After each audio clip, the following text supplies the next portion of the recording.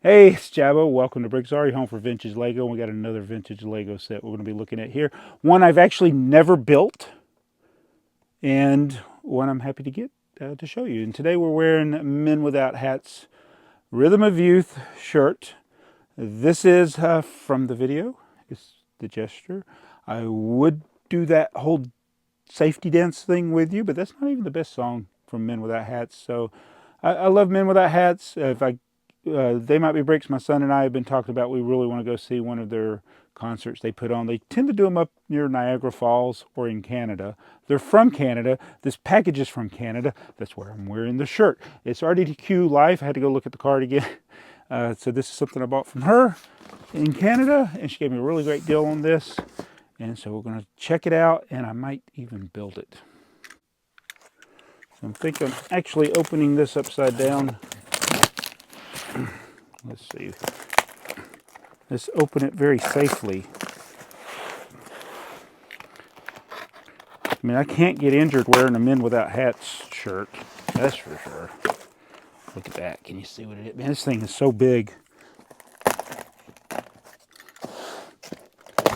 A big vintage set. It's got it protected from the elements. This is something that's, I don't think very many people do.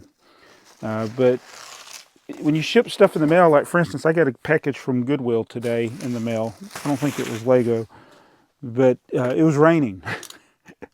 And so there's always the potential of stuff getting wet. But if you wrap it up like this, it's got a better chance of surviving. Although it's going to be challenging to open. This is like saran wrap type stuff here. But yeah, it protects it from the elements. Especially this time of year, the winter, we have more. We tend to have more rain. It seems like around here. It's just every day. It's my excuse to not do yard work. It's dark and it's raining. All right, let me get all this stuff off of here. So it's appropriate. I'm wearing a yellow shirt because there's a lot of yellow. It's like I said, this mid 70s time. This came out in 1976, and like around that time, there was a lot more yellow in the sets than in the earlier sets. A lot of the early sets, you see a lot of red and white and blue, but there's a lot of yellow here, obviously. So it's 1976, before the minifigure. It's got statue figures in it. We got like a factory, two different kinds of factory there. Now, I've never really looked at the instructions. And so here she's got everything bagged. She did an inventory. And who knows about the thing like with the motor. So this is the yellow 4.5 volt motor. You can tell by the red 4 there.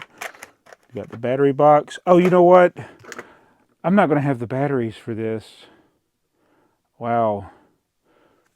Let's see what's in the instruction manual. She's got it protected in a comic book sleeve. This is something similar.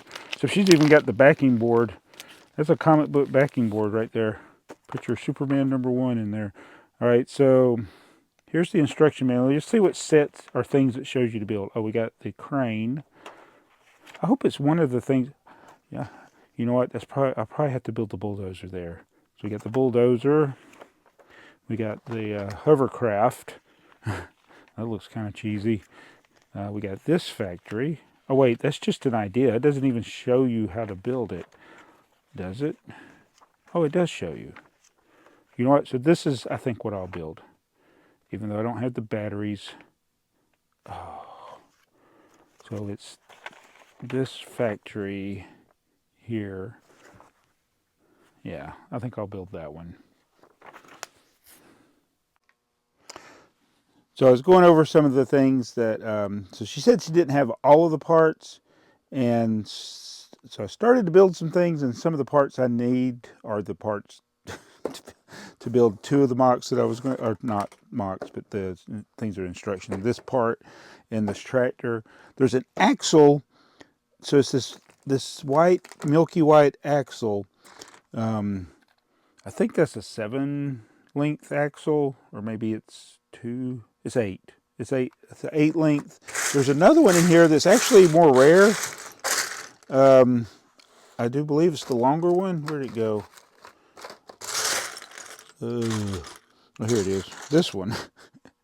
That's the even longer one there. So I need, and I have these axles somewhere in my basement. I don't know where the one that's shorter than this. I need one that's shorter than this to finish that. So I had all the parts but that to build the tractor. And so, yeah, and the base plate was wrong. So it had the little base plate, but I have so many base plates. I actually had the correct rounded corner base plate, 24 by 32 rounded corner. And there's a couple other parts she said were missing. So what I'm going to do, instead of building, this other thing, this was missing the spring, and there's a clip missing, and the what we got in a recent haul, that Goodwill haul I had, so I got a spring and a bucket, so that worked out pretty good there. So I'm going to go through the whole inventory and just make sure everything's there. It looks like everything's vintage in here. These are definitely vintage base plates because of some of the way the logos are on them. But yeah, I got to get that axle and a couple other parts. I think she said the string, because there was only the small, yeah, there's just a small rubber piece there. She said some elastics in the string. So I got tons of string, so that won't be a problem. But it's a vintage set. And I guess it was appropriate. I'm wearing the men without hats because these are men with hats, but they're Canadian. This set was from Canada. So, yeah. In this time period, men only had hats.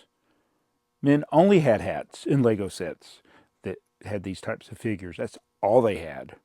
Either that or they were bald-headed, and they never really portrayed them as that. Yeah, men only with hats. So it's almost 50 years old, 48 years old. So I'll work on that. Oh, I got another box here I'm going to show you real quick. But yeah, sorry I said I was going to build it. But yeah, let me find those parts and we'll come back to this and experiment with this yellow set. So I won't be wearing this shirt when I do it. I guess, it's men without hats. So this is I got this package here from Lego. So Lego had a promotion recently, double VIP, and Mardi Gras Man tricked me into ordering something. So I got a package here. This is all I could find. So I tried to find things. So there's surprisingly very little at Lego.com that I want to get right now. So. And I probably shouldn't have got this stuff. This set is extremely overpriced. So I got the Spider-Man bust, $70, 487 pieces. Looks cool. If I waited, I'm sure I could get this for $55 or less. But I dumbly went and bought it.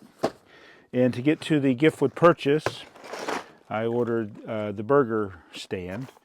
I really broke a rule. Well, it's not a rule, but I haven't been getting Lego City sets much lately. I'm not a big fan of Lego City, the modern Lego City, and then I got the gift with purchase. So that's all I could find. I mean, there's nothing.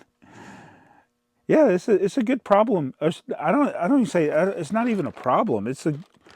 I'm glad that Lego is not demanding, but I'm not incentivized to buy anything. So that's great. And I really, in the end, I really shouldn't have bought this stuff, but I did.